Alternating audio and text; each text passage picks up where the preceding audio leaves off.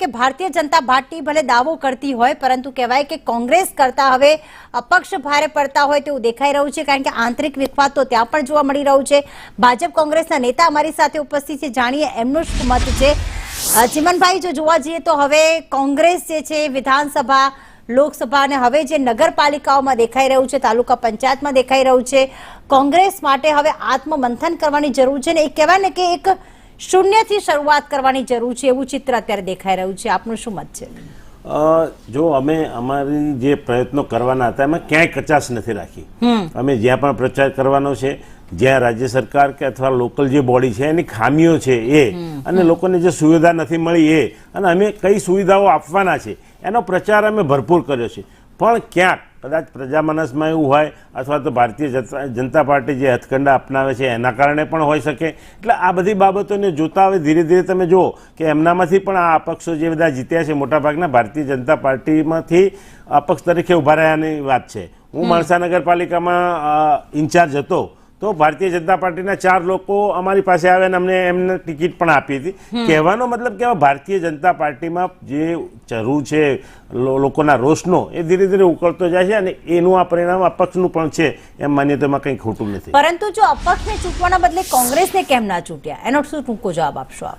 ઘણીવાર એવું બની શકે કે જે ત્યાંનો માહોલ છે, ત્યાં જે લોકોએ કામ કર્યું હોય અથવા તો જે સારા લોકો છે, જે પ્રજાના માટે મતતા હોય એવા લોકોને જ્યારે અન્યાય થાય ત્યારે ઘણી વખત આવું બનતું હોય છે, એ સ્વાભાવિક છે। બિલકુલ। શૈલેષભાઈ, શું કહેશું કે હવે અપક્ષ ભારે પડી રહ્યા છે, કારણ કે જે ટોટલ સીટ્સ અમે બતાવી રહ્યા છીએ એમાં અપક્ષમાં આમ આદમી પાર્ટી, બસપા, અપક્ષ જે નારાજ આપ કહી રહ્યા છો કે જે ઉમેદવાર ભાજપમાંથી નારાજ થઈને અથવા તો કોંગ્રેસમાંથી નારાજ થઈને અપક્ષ ચૂંટણી લડ્યા છે, મોટાભાગના ચિમનભાઈ જે કહી રહ્યા છે કે ભાજપના જ નારાજ ઉમેદવારો છે, જો એ જ જીતશે, પેનલ તૂટશે તો પછી કામ કઈ રીતે થશે?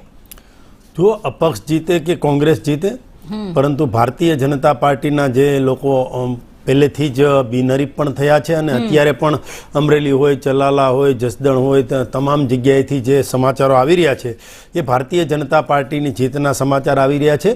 અને ભારતીય જનતા પાર્ટી માનો કે ઉમેદવારનું ચયન કરે, ચયન પ્રક્રિયા થાય, 10-15 લોકો ટિકિટ માગે અને પછી એમાંથી એક ઉમેદવારને આપણે પસંદ કરતા હોય છે અને ઉમેદવાર પસંદ કર્યા પછી ભારતીય જનતા પાર્ટીની હાઈકમાન્ડ એ ઉમેદવાર શું કરે છે, ક્યાં જાય છે, એની સાથે કોણ જશે, માઇક્રો મેનેજમેન્ટ, કેડર બેઝ જે સંગઠન છે એ પ્રકારે કામ કરતું હોય છે। અને કોંગ્રેસમાં બેન કેવું હોય છે, કોંગ્રેસમાં તો એક વખત આપણે નથી કહેતા બોકડો મોટો થઈ જાય પછી રમતો મૂકી દે, એમ ઉમેદવારને ટિકિટ આપી દે પછી ઉમેદવારની રીતે કોંગ્રેસની રીતે કોઈ નાવા નીચોવાનો સંબંધ ન હોય એ રીતે કામ કરતો, એટલે કોંગ્રેસમાં સંગઠન શક્તિ નથી। જે પાર્ટી પાસેથી આપણે આખું રાજ્ય લીધું એ સાયલામાં વોર્ડ નંબર 2 માં આખી આપની પેનલ જીતી, એ ચિંતાનો વિષય નથી?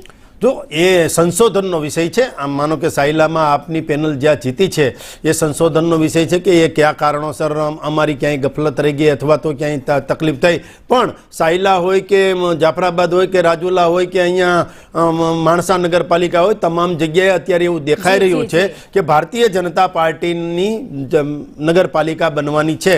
જે રીતે 31માંથી 31 જિલ્લા પંચાયત અમારી છે, 231માંથી 213 તાલુકા પંચાયત અત્યારે ભારતીય જનતા પાર્ટી પાસે છે, 81માંથી 69 નગરપાલિકા પણ અમારી પાસે છે, 90% ઉપર જે સીટો છે અને નગરપાલિકાઓ છે એ અમારી પાસે છે। એટલે ક્યાંક ને ક્યાંક ગામમાં પણ જીત્યા નથી। હા, નહીં કાંઈ વાંધો નહીં। તૃષ્ટિકરણની રાજનીતિ તમારે કરવી હોય તો એ પ્રમાણે હોય છે, તૃષ્ટિકરણની રાજનીતિના પરિણામે હોય છે।